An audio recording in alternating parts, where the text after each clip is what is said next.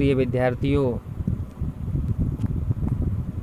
आपके अपने चैनल प्रीतम प्रसाद online study point में आपका हार्दिक स्वागत करते हैं हम। और आज हम जो है इंटरमीडिएट का जो 30% सिलेबस में जो कटौती हुई है उसका अध्ययन करेंगे और इसके अतिरिक्त और कौन कौन से टॉपिक्स हैं जिनका आपको बोर्ड परीक्षा में अनिवार्य रूप से जिनको पूछा जाना है, उन सभी पाठों का भी बिंदुवार विश्लेषण करेंगे। विद्यार्थियों, इन सब को आप सभी ध्यान से देखिएगा और इसी के आधार पर आपके लिए आगामी वर्ष की पूरी तैयारी इन्हीं पॉइंटों को लेकर के आपको करनी है। जो इन्हीं पाठों में से जो पाठ इसमें निर्धारित किए गए हैं, इन्हीं में से बोर्ड परीक्षाओं में जो है प्रश्न पूछे जाएंगे।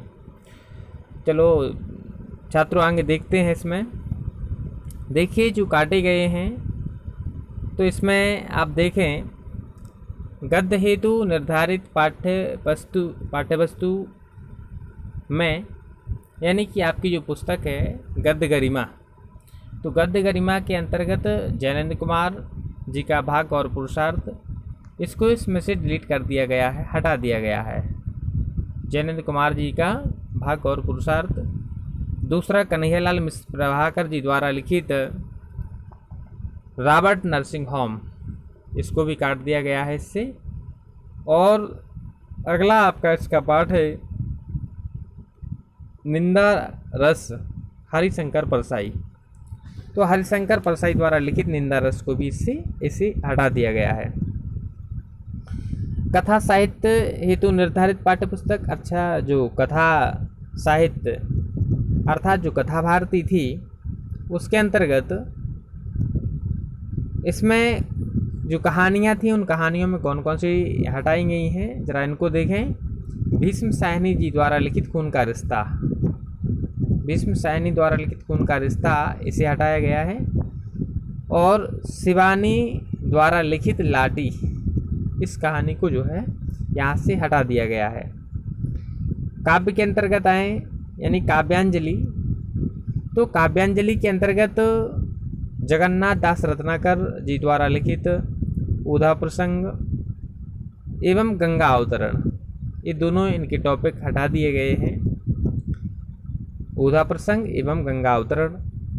और मैथिली चरण गुप्त जी द्वारा लिखित कैकेयी का अनुताप गीत, इसको भी हटा दिया गया है। कैकेयी का अनुताप पहला पॉइंट है और दूसरा जो है गीत, ये दोनों हटा दिए गए हैं। जयशंकर प्रसाद जी द्वारा लिखित इनका जो है रचित गीत, इसे हटा दिया गया है। सूर्यकांत त्रिपाठी निराला जी द्वारा रचित संध्या सुंदरी, इसे हटा दिया गया है। सुमित्रानंदन पंत जी द्वारा लिखित परिवर्तन, इसको भी हटा दिया गया है। रामधारी सिंह दिनकर जी द्वारा लिखित पुरूरवा और उर्वशी, ये इनके दोनों टॉपिक्स थे, इनको हटा दिया गया है, पुरूरवा तथा उर्वशी। इसके बाद आप देखिएगा इसमें संस्कृत दिग्दर्शिका, संस्कृत दिग्दर्शिका के अंतर्गत कौन कौन से पाठों को हटाया गया है, जरा इस पर थोड़ा ध्यान देंगे। संस्कृत दिग्दर्शिका के अंतर्गत तो जातक कथा और नृपति दिलीप, पहला एक पाठ जातक कथा, इसको हटा दिया गया है, और नृपति दिलीपा, इसको भी हटा दिया गया है। संस्कृत दिग्दर्शिका के अंतर्गत जो एक अनिवार्य संस्कृत का एक पोर्शन है, संस्कृत दिग्दर्शिका, तो इन दो पाठों को यहाँ से हटा दिया गया है।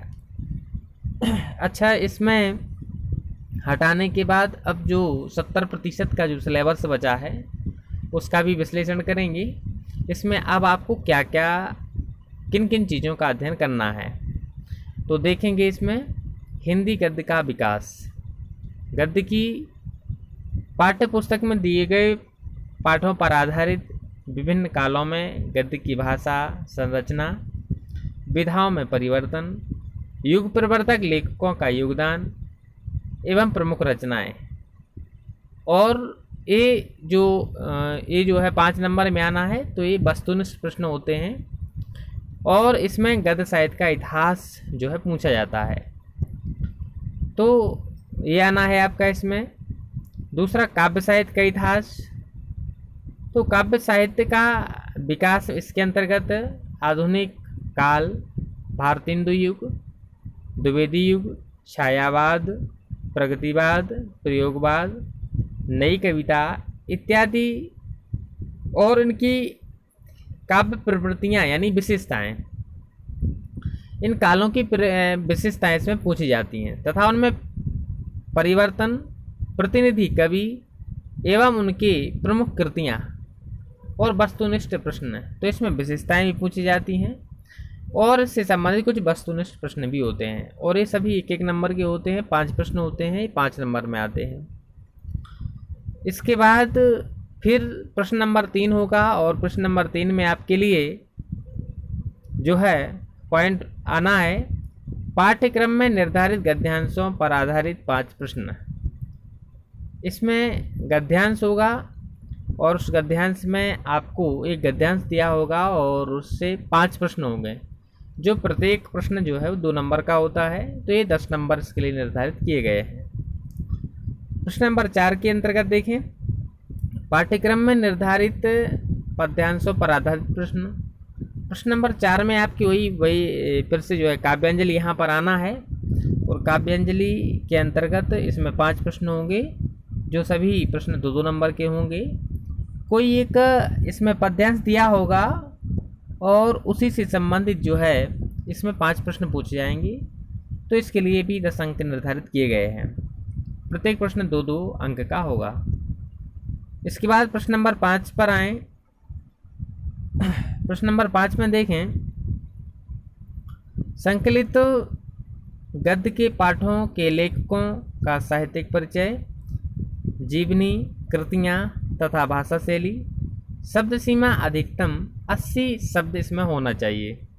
यानी कि जो प्रश्न नंबर 5 है इसमें गद्य के जो पाठ लेखक हैं उनका साहित्यिक परिचय, उनका जीवनी उनकी और उनकी प्रमुख रचनाएं, उनकी भाषा शैली, इसके विषय में आपसे कुछ क्वेश्चन किया जाएगा और इसके लिए जो है 5 अंक निर्धारित किए गए हैं।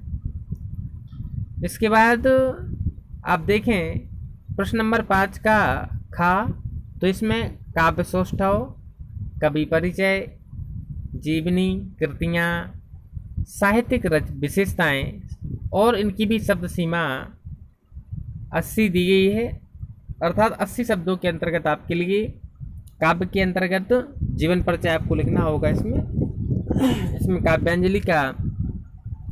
काव्यांजलि के जो पाठों में जो अर्थात जो लेखक हैं उनका इसमें आपके लिए उनका जीवन परिचय देना होगा और इसके लिए भी 5 अंक जो है निर्धारित किए गए हैं। इसके बाद आप देखें यहाँ प्रश्न नंबर 6, इसमें कहानी चित्रण, कहानी चरिचित्रण, कहानी के तत्व एवं तत्वों पर आधारित लघु उत्तरीय प्रश्न, शब्द सीमा अधिकतम 80। तो यहाँ पर एक ही प्रश्न यहाँ पर अर्थात 5 प्रश्न होंगे और इसमें एक एक अंक जो है इसमें निर्धारित किया गया है। 5 अंक का एक ही प्रश्न होना है इसमें, कहानी चरिचित्रण, कहानी के तत्वों पर आधारित लघु उत्तरीय प्रश्न, अधिकतम शब्द सीमा 80। तो इसमें एक ही प्रश्न आना है और वो कितने नंबर का, 5 नंबर का आना है। तो 5 अंक इसके लिए निर्धारित किए गए हैं। प्रश्न नंबर 7 की बात करें तो इसमें खंडकाव्य आना है। निम्नलिखित पर आधारित लघु उत्तरीय प्रश्न और शब्द सीमा अधिकतम 80 रहेगी इसकी। इसके बाद खंडकाव्य की विशेषताएं, पात्रों का चरिचित्रण, प्रमुख घटनाओं पर आधारित प्रश्न। तो ये प्रश्न नंबर 7 में आपको क्या आना है इसमें, खंडकाव्य। तो इसमें प्रश्न नंबर 7 में खंडकाव्य देखना है और इसके अंतर्गत आप देखेंगे प्रश्न नंबर 7 के अंतर्गत, हाँ विद्यार्थियों आगे देखिए, तो मुक्तियक खंडकाव्य, यहाँ पर खंडकाव्य की बात की प्रश्न नंबर 7 में आपके लिए मुक्तियक खंडकाव्य आना है और जिसमें आपके लिए मुक्ति यज्ञ अर्थात यहाँ पर महात्मा गांधी के विषय में बताया गया है, उनके जीवन चरित्र का इसमें वर्णन किया गया है। तो इसमें जो है उनके जीवन चरित्र से संबंधित प्रश्न पूछे जाते हैं, उनके जीवन से घटित घटनाओं का इसमें घटनाओं पर भी आधारित प्रश्न पूछे जाते हैं। तो इसकी अधिकतम जो शब्द सीमा है वो 80 शब्द होना चाहिए, इतने में आपको इसे लिखना है और ये आप इसके लिए 5 अंक जो है निर्धारित किए गए हैं। इस प्रकार से अब आगे दूसरा पोर्शन आपका आता है खंड खा, और खंड खा के अंतर्गत पठित पाठ्यपुस्तक के निर्धारित पाठों के संस्कृत गद्य का और संदर्भ सहित हिंदी में अनुवाद, अर्थात इसमें निर्धारित संस्कृत पद्य का, संस्कृत गद्य का और गद्य आना है, इसमें एक गद्यांश होगा और उसका हिंदी में आपको अनुवाद करना है, अर्थात और संदर्भ प्रसंग इसकी जो है आपको यहाँ पर जो है इसमें व्याख्या करनी होगी। संदर्भ और लिख कर के संदर्भ के बाद इसमें जो है उसका अनुवाद किया जाता है। तो यहाँ पर आपकी संस्कृत दिग्दर्श का आनी है। संदर्भ के लिए इसमें 2 अंक निर्धारित किए गए हैं और 5 अंक जो है आपके लिए इसमें अनुवाद के लिए निर्धारित किए गए हैं। 5 अंक में जो है क्या होता है, इसका अनुवाद करना होता है हिंदी में। प्रश्न नंबर 8 के खा पर देखें, पठित पाठ्यपुस्तक के निर्धारित पाठों के संस्कृत पद्य का संदर्भ सहित हिंदी में अनुवाद। तो यहाँ पर पद्य यानी कि संस्कृत दिग्दर्शिका की जो श्लोक हैं यहाँ पर वह पूछे जाते हैं। तो इसमें संदर्भ देना होता है, किस पाठ से लिया गया है। तो 2 अंक इसके लिए संदर्भ को निर्धारित हैं और 5 अंक इसके अनुवाद को निर्धारित किए गए हैं। टोटल 7 अंक में है। प्रश्न नंबर 9 पे देखें, पाठों पर आधारित अति लघुत्तरीय प्रश्नों का संस्कृत में उत्तर, कोई 2 प्रश्न करना है इसमें। तो पाठों पर आधारित अति लघुत्तरीय प्रश्न, अर्थात इसमें जो पाठ दिए गए हैं और उन्हीं में से 2 प्रश्न आना है। दोनों प्रश्न 1-1 नंबर के हैं, 2 नंबर में आना है और उसी से आपसे प्रश्न पूछा जाएगा। संस्कृत में ही आपसे प्रश्न पूछा जाएगा और संस्कृत में ही आपको उत्तर उसका देना होगा। इसके बाद प्रश्न नंबर 10 पर आए तो इसमें काव्य सौंदर्य के तत्व। अब काव्य सौंदर्य के तत्वों में तो रस, छंद, अलंकार आते हैं। तो यहाँ पर काव्य सौंदर्य के तत्व जो है यहाँ पर 1-1 2 अंक इसके लिए निर्धारित किए गए हैं। इसमें जो है सभी रस आना है, परिभाषा आनी है, उदाहरण और एवं पहचान। अलंकारों की बात की जाए तो यहाँ शब्दालंकारों में शब्दालंकार के अंतर्गत अनुप्रास, यमक और सुलेश, ये तीनों अलंकार, इनकी परिभाषा, उदाहरण आपसे पूछे जाएंगे। अर्थालंकार की बात की जाए तो यहाँ पर उपमा, रूपक, उत्प्रेक्षा, संदेह, भ्रांतिमान, अनन्वय, प्रतीप, दृष्टांत तथा अतिशयोक्ति, परिभाषा एवं उदाहरण इसमें पूछे जाएंगे। किसी भी अलंकार की आपसे परिभाषा पूछी जा सकती है और उसका एग्जाम्पल आपसे पूछा जा सकता है। इसके बाद आगे देखें, नेक्स्ट क्वेश्चन के अंतर्गत प्रश्न नंबर 10 गा के अंतर्गत इसमें छंद आना है। छंद में कौन कौन से छंदों का अध्ययन करना है आपको, तो मात्रिक छंद। मात्रिक छंदों में चौपाई, दोहा, सोरठा, रोला, कुंडलिया, हरिगीत का, बरबे, इनके लक्षण और उदाहरण आपको लिखना है। दूसरा वर्णव्रत छंद के अंतर्गत तो इंद्रवज्रा, उपेंद्र वज्रा, सवैया, मत्तगयंत, सुमुखी, सुंदरी, बसंत तिलका, इन सब के लक्षण एवं उदाहरण यानी कि इनकी परिभाषा देना है और इन पर मात्राएं भी लगानी है। मुक्तक छंद की बात करें तो मुक्तक छंद में मनहर, इसके भी लक्षण एवं इसका उदाहरण आपको बताना होगा। प्रश्न नंबर 11 पर आए तो इसमें आना है निबंध। और ये निबंध जो है इसके अंतर्गत हिंदी में मौलिक अभिव्यक्ति दिए हुए विषय पर निबंध, अर्थात किसी एक विषय पर आपको निबंध लिखना होगा और जिसके लिए अर्थात 9 अंक निर्धारित किए गए हैं। चाहे जनसंख्या, पर्यावरण, स्वास्थ्य, शिक्षा आदि की जानकारी है तो इन विषयों पर भी जो है निबंध पूछे जाएंगे। तो इस पे भी आपको ध्यान देना है। ये निबंध आना है इनमें से, ये भी कंपलसरी है और ये 9 नंबर में आना है। इसके बाद संस्कृत व्याकरण पर चर्चा करें तो संस्कृत व्याकरण के अंतर्गत यहाँ देखें, इसके अंतर्गत जो है प्रश्न नंबर 12 है। प्रश्न नंबर 12 का का, इसमें संधियों को देखें जरा पहले। तो संधि के अंतर्गत एचो अवायवाह, एंग पदांतादति और एंग पर रूपम, ये तीनों संधियाँ स्वर के अंतर्गत आनी हैं। व्यंजन संधि की बात करें तो स्तु सचुनाष्टु, शटुनाष्टु, झलाम, जस झसी, खरीचा, मो अनुस्वाराः, तोरली, अनुस्वारस्यई पर सवर्णाः, यही व्यंजन के अंतर्गत आनी है। और विसर्ग की बात करें तो विसर्जनीय सा, सस जुसो रू है, अतो रोर प्लुता दप्लुते और हसीचा, रोरी आदि संधियां जो है विसर्ग के अंतर्गत आनी है। इसके बाद प्रश्न नंबर 12 है का खा पर देखें, इसमें समास आना है। कौन कौन से हैं तो अव्ययी भाव, कर्मधारय और बहुब्रीहि।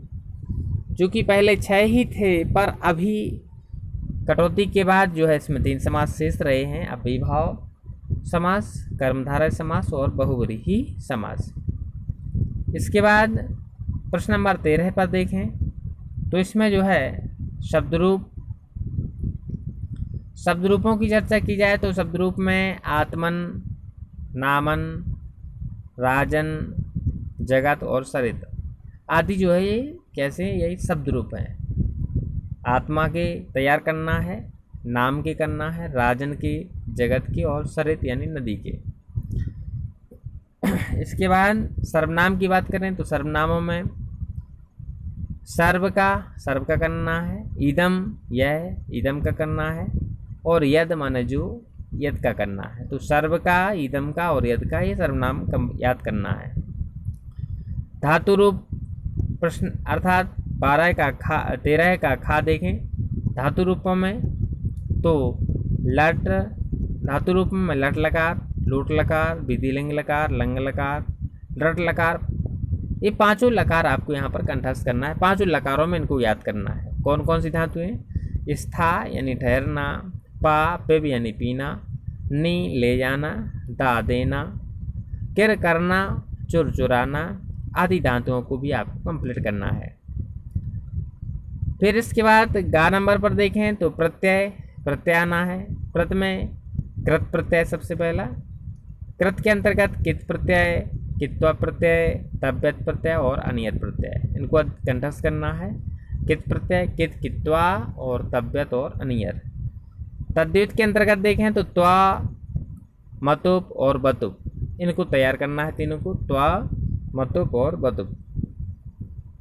प्रश्न नंबर घा 13 का घा पर देखें इसे तो इसमें विभक्ति परिचय, विभक्तियाँ आनी हैं, विभक्तियों से संबंधित प्रश्न पूछे जाएंगे। तो इसमें सूत्र दिया है अविता परिता समयानिक्षा हा प्रतियोगी, ये सूत्र द्वितीय विभक्ति का है। एनांग विकार है, ये तृतीया का है। एनांग विकारा संयुक्त या प्रधान है, ये भी तृतीय विभक्ति का है। नमा सुस्ति स्वाहा सुधा अलम बसठ योगा, ये चतुर्थी का है। षष्ठी शेषे, ये षष्ठी व्यक्ति है यहाँ पर। और यथाष्ट निर्धारणम यहाँ पर सप्तमी व्यक्ति का ही सूत्र लगाया गया है।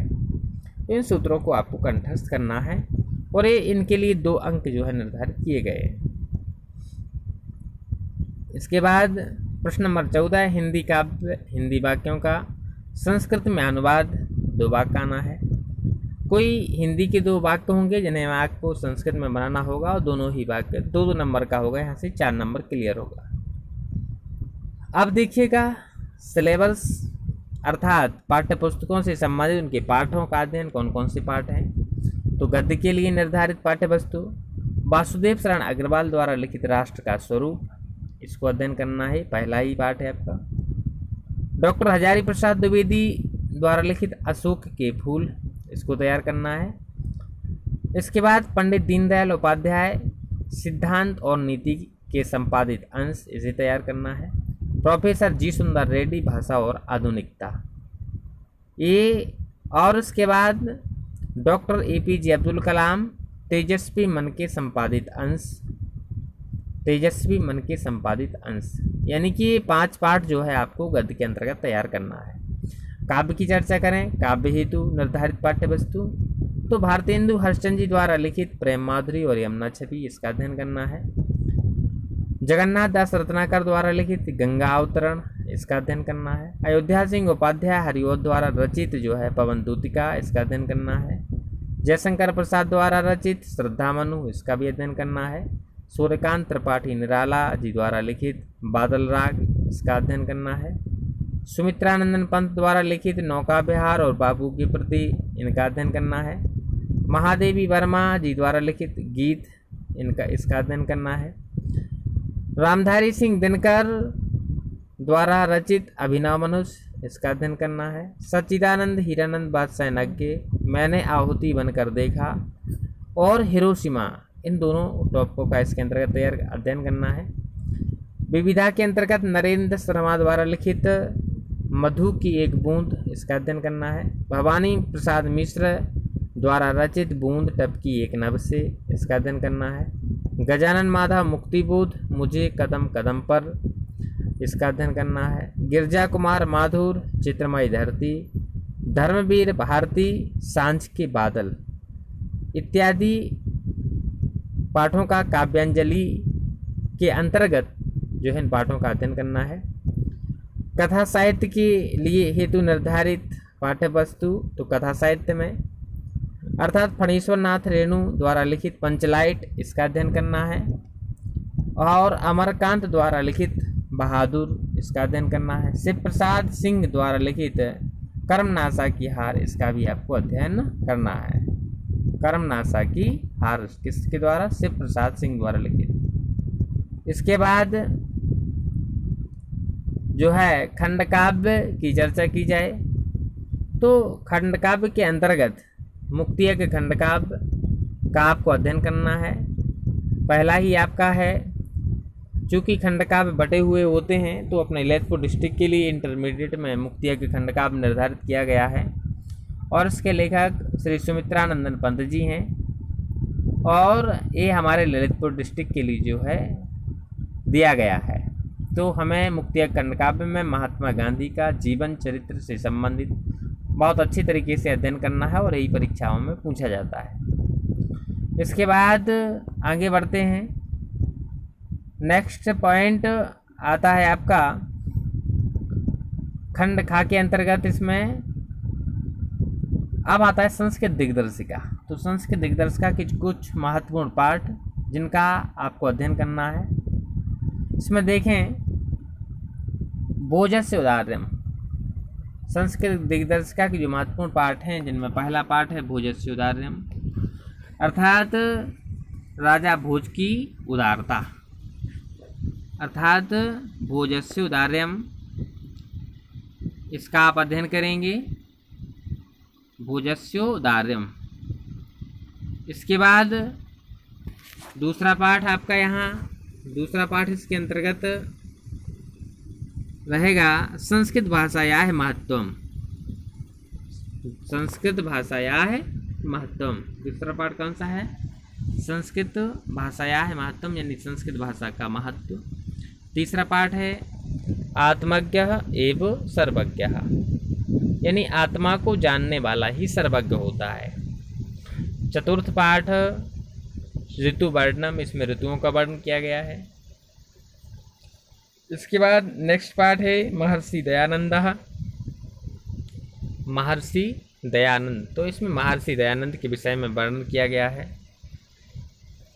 नेक्स्ट सुभाषित रत्नानि, इसमें सुंदर और सुभाषितों का वर्णन किया गया है। मधुर वचन, अर्थात सुंदर सूक्तियों का इसमें वर्णन किया गया है। सुभाषित रत्नानि, सुंदर वचन रूपी रत्नों का इसमें वर्णन किया गया है।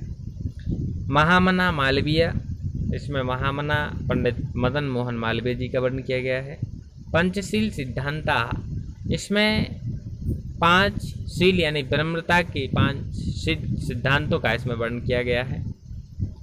और नेक्स्ट दूत वाक्यम है, इसमें दुर्योधन एवं भगवान श्री कृष्ण द्वारा दूत के रूप में वहाँ तक भेजा जाता है, दुर्योधन के पास पहुँचते हैं। तो इसमें दूत वाक्यम में श्री कृष्ण यानी पांडव यानी महाभारत से संबंधित जो है इसमें चर्चा की गई है।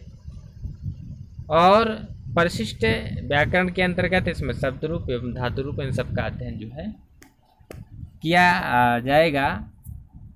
तो छात्रों, इन सब चीज़ों को आपके लिए कंप्लीट करना है जो इसमें आपके लिए निर्धारित किया गया है। निश्चित रूप से आप इन सब का अध्ययन करेंगे और इसी को आधार बना करके आपको पूरे वर्ष का अध्ययन करना है।